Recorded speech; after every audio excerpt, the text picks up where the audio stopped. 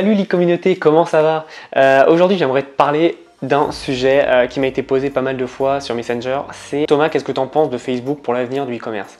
C'est une très bonne question parce que comme tu sais ils ont changé leur algorithme. Maintenant les portées sur les pages c'est devenu n'importe quoi. Je crois que tu touches à peu près entre 2 et 5% de ton audience. Si tu es très très bon tu peux toucher 10 comme avant, mais voilà c'est assez rare malheureusement. Et donc qu'est-ce que j'en pense de Facebook? Alors pour moi Facebook voilà, j'adore Facebook en termes professionnels. C'est quand même les pubs les moins chères du marché aujourd'hui, quoique Snapchat est en train de titiller, mais ça reste quand même les pubs les moins chères du marché. L'outil de définition d'audience, enfin pour cibler une audience très précise, je crois qu'il n'y a pas mieux. Après, moi je trouve que c'est dommage qu'ils aient... En fait, je vais t'expliquer la genèse. Tout est parti du fait qu'ils ont eu un problème de faille de sécurité, je sais plus trop quoi. J'avais vu ça vraiment de très loin. Et en fait, l'histoire, c'est que du coup, ils ont voulu repenser Facebook et remettre les communautés, les relations entre les personnes au sein de Facebook comme c'était à la base en fait. Parce qu'à la base, moi j'ai connu Facebook en 2006 ou 2007, je crois, il y a super longtemps. C'était vraiment, il n'y avait pas de page Facebook, il n'y avait rien. C'était vraiment que les groupes et c'était les amis avant tout. Et en fait, ils peuvent pas enlever les pages Facebook parce que les pages Facebook permettent de faire des pubs et les pubs c'est ce qui leur apporte de l'argent. Donc voilà, Facebook n'enlèvera jamais les pubs, etc. Mais c'est beaucoup plus difficile qu'avant de toucher son audience, même en faisant des pubs, parce qu'en fait Facebook, ce qu'ils veulent faire, et c'est très bien pour nous, si tu fais de la qualité, c'est très bien, en fait ils veulent enlever tous les mauvais payeurs, les mauvaises pubs, les arnaques, etc. Et donc du coup, ils rendent ça beaucoup moins accessible. Voilà, avant, en 2013, tu mettais une pub sur Facebook avec un produit express, tu faisais des ventes. Maintenant, il faut quand même travailler. C'est ce que je t'explique de plus en plus, c'est que voilà, définis ton audience, sais à qui tu parles et alterne vraiment ta façon de contacter telle ou telle personne. Parce que tu contactes un homme de 35 ans ou que tu essayes de toucher une femme de 55, c'est pas du tout la même façon de lui parler. Donc il faut vraiment que tu penses à tout ça et que tu réfléchisses à la façon dont tu vas toucher tes prospects. Donc c'est pour ça que voilà, il y a beaucoup de gens qui râlent, mais en fait ils augmentent le niveau d'indulgence. Voilà, faut être encore plus indulgent avec soi-même et il faut vraiment faire de la qualité sur Facebook maintenant. Après pour ce qui est des pages, moi je regrette un peu parce que du coup les pages sont beaucoup moins importantes. Donc ce que je te conseille, c'est que si tu as une page Facebook, crée tout de suite un groupe en relation avec cette niche. Donc par exemple on va dire que tu as une page de ton entreprise et tu vends des produits pour chiens. Encore un exemple super original, mais tu vends un produit pour chiens, fais un groupe sur les chiens. Parce qu'en fait, les groupes ont une meilleure visibilité de tes posts quand tu postes dans un groupe et surtout, c'est beaucoup plus engageant. D'ailleurs, pour pas te le cacher, moi c'est pour ça que j'ai fait à la base le groupe League Communauté. Évidemment, je voulais qu'on partage tous ensemble, etc. Mais ma page Facebook est à, je crois, 300-320 likes et je mets un post, je touche 8 personnes, donc c'est pas du tout intéressant.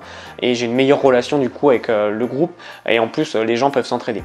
Donc c'est ça qui est bien, c'est que en fait faut changer ta stratégie, c'est-à-dire que maintenant ta page, c'est ta page qui représente ton entreprise, donc continue à poster évidemment, mais pas-y moins de temps parce que c'est beaucoup moins important.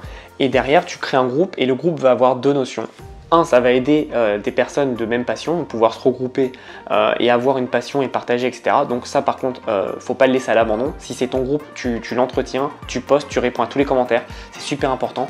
Et de l'autre côté, tu vas pouvoir promouvoir des produits ou faire des offres promotionnelles via ton groupe parce que tu auras une meilleure visibilité. Donc pense vraiment à ça.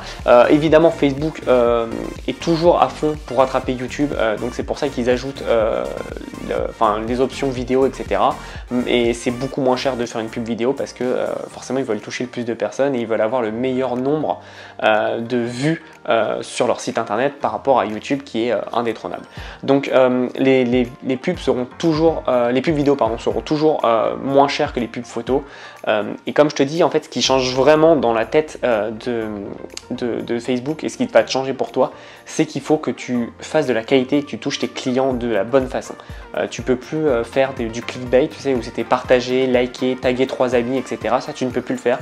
Si tu le fais, Facebook va te pénaliser soit en ne te validant pas ta pub, ou soit en te faisant payer plus cher ta portée potentielle.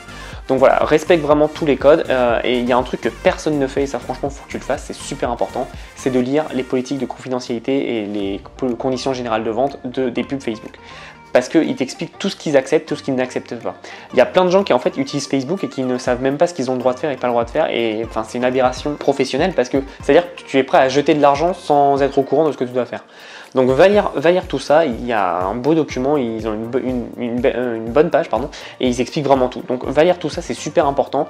Et en attendant, avec Facebook, fais vraiment attention à qui tu cibles, à comment tu lui parles, et surtout remets dans ton esprit que Facebook veut devenir communautaire, veut redevenir communautaire.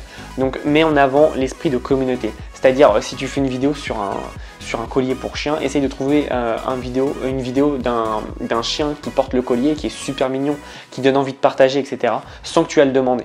Le but, c'est vraiment que pour Facebook, ses utilisateurs restent le plus longtemps sur la plateforme. Donc évidemment, toi si tu payes, ils t'autorisent le fait qu'ils partent de la plateforme, mais il faut que tu mettes du contenu qui apporte de l'émotion, qui soit marrant, qui soit drôle, qui peut être parfois énervant et qui du coup va se partager. Il faut qu'il provoque une émotion, peu importe si elle est positive ou négative. Si ton contenu est plat et c'est bonjour, voici mon nouveau produit, aujourd'hui c'est moins 50 €, ça donne pas envie de partager. Il faut que tu aies un truc qui fasse rire, un truc qui soit engageant. Le but de Facebook, c'est du divertissement. Tu sais que Facebook est connu pour te voler tes heures, parce que tu restes toute la journée dessus. Mais voilà, le but de Facebook, c'est ça, c'est que ses utilisateurs passent le plus de temps sur la plateforme possible. Donc à toi d'avoir cette démarche là, mais Facebook n'est pas mort pour le business, surtout qu'il y a Instagram qui monte extrêmement bien en ce moment, donc fais un tour sur Instagram, même si je te conseille pas forcément de faire des pubs sur Instagram, moi je trouve ça cher, après ça dépend de ta niche évidemment, mais voilà, Facebook c'est pas mort, ça restera toujours le point central, mais il faut pas que tu dépendes que d'un seul réseau social, il faut que tu dépendes de plusieurs réseaux, donc de YouTube, Instagram, Facebook, tu peux mettre sur Snapchat, sur Pinterest, sur vraiment beaucoup de choses. Le but c'est que si tu en as un qui change son algorithme comme on a vu avec Facebook, tu ne sois pas dépendant et que ton business ne soit pas dépendant de ça. Je connais des gens qui étaient dépendants que de Facebook, ils ont perdu à peu près 40% de chiffre d'affaires à cause du changement d'algorithme. Donc tu vois, c'est super important de ne pas dépendre d'une seule plateforme ou d'un seul fournisseur, etc., etc. Voilà, c'est tout pour cette petite vidéo. Si tu veux aller plus loin en termes de stratégie, j'ai toujours mon plan d'action e-commerce qui est disponible. Et si tu veux te consacrer uniquement au print on demand, j'ai toujours ma formation Print on Demand Academy. Le prix va augmenter bientôt parce qu'on va rajouter beaucoup de contenu. Donc n'hésite pas à la prendre maintenant si tu hésites, parce qu'après le prix va augmenter forcément. Et si tu es encore là, n'hésite pas à t'abonner à la chaîne. On est de plus en plus nombreux, ça fait super plaisir. Et puis moi, ça me montre que tu aimes ce genre de vidéos. Donc n'hésite pas à poser des questions si tu en as dans les commentaires. Et en attendant, passe à l'action. À bientôt.